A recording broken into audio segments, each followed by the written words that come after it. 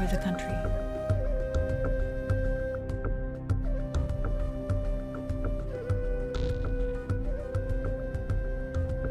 As a result, maybe 300 or so thousand Palestinians had already been expelled before the first Arab soldier entered Palestine.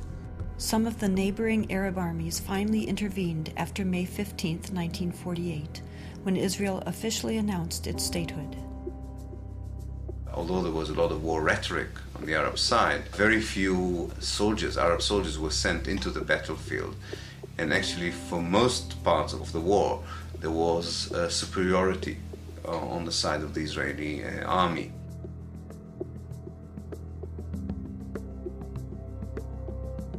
The Israeli army cleansed much of the territory and took over a large part of the designated Palestinian state. The new state of Israel encompassed 78% of the total land of Palestine. The West Bank came under Jordanian control and the Gaza Strip under Egyptian dominion. Although a truce was declared between Israel and the Arab states, true peace remained elusive, as over 700,000 Palestinian refugees languished in nearby camps, often in sight of homes to which they still held the deeds and a deep desire to return. Most of the deserted and evicted Palestinian villages were erased from upon the earth and were either turned into Jewish settlements or into fertile land. Of the 500 Palestinian villages in what became Israel in 1948, 400 were destroyed. These efforts to destroy the possibility of their returning home were countered by the United Nations, which continues to affirm their human right enshrined in international law and morality to return. A Palestinian who had lost her land or lost his land as the result of the creation of Israel in 1948 cannot come back even for a visit. I can go back to Israel as if I were returning and claim immediate citizenship, having no historic tie, speaking no Hebrew, knowing no one in the country, having no family who ever was there. All that one needs is being Jewish, a religious group like any other.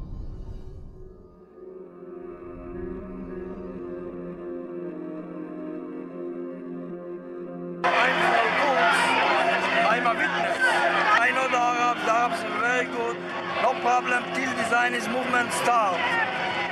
My grandmother told me before the Zionist movement start, they babysitting each other, the kids. They bar off and watch each other like brothers, like brothers. The idea of Zionism to take away the land from the Palestinians, from the Arabs, is starting the whole fighting. Not Arabs the problem, not Jews the problem, not Judaism, not Muslim, only Zionism.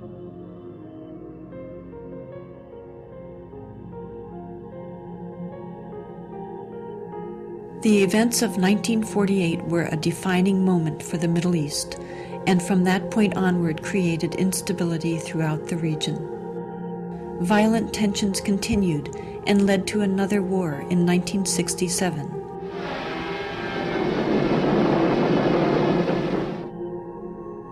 In that war, Israel occupied the remainder of historic Palestine, what is known today as the West Bank and Gaza. Another myth was that Israel was about to be pushed into the sea, but I was working in the State Department at that time. There was no question of Israel being pushed into the sea.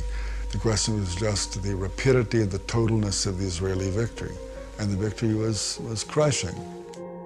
During the 1967 war, Israel displaced more than 400,000 Palestinians, half of whom were 1948 refugees, displaced for a second time in less than 2 decades.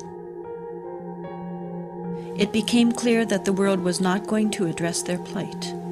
Palestinians in Israel lived as third-class citizens of a state whose core identity excluded them, while those in the newly occupied territories and abroad continued as dispossessed refugees. The United Nations passed resolution after resolution affirming their rights. Leaders of surrounding Arab nations verbally championed their cause, but failed to take action. Finally, Palestinians took matters into their own hands. There was a mass uprising, in Arabic an intifada, shaking off, as people throughout the West Bank and Gaza Strip rebelled.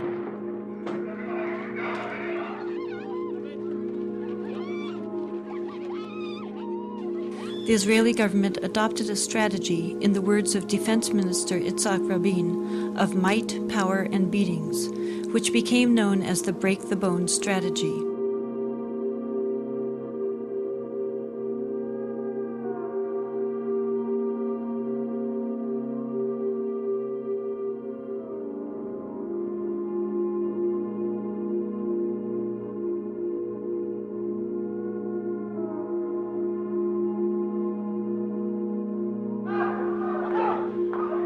Thousands of Palestinians were rounded up and imprisoned. Since 1967, over 400,000. Many were held without any charges whatsoever, under harsh conditions where physical abuse and torture were rampant.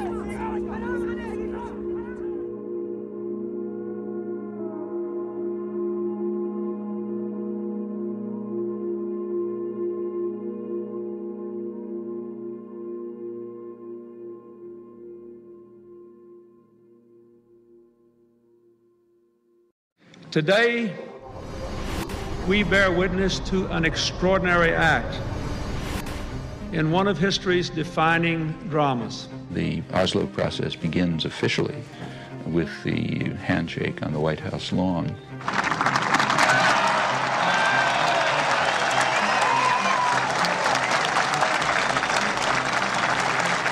I think the main misconception is the years of Oslo were years of peace. And in that period, when there was supposed to be a peace process underway, in fact, the daily lives of Palestinians throughout the occupied territories got worse and worse and worse. The reality, and I saw it with my own eyes, that this was a new form of Israeli domination over Palestinians.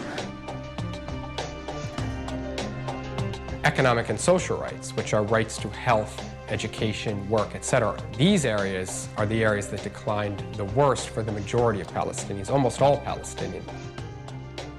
All the economic indicators turned for the worse under Oslo during this peace process. Moreover, Israeli settlements have continued to expand throughout that period.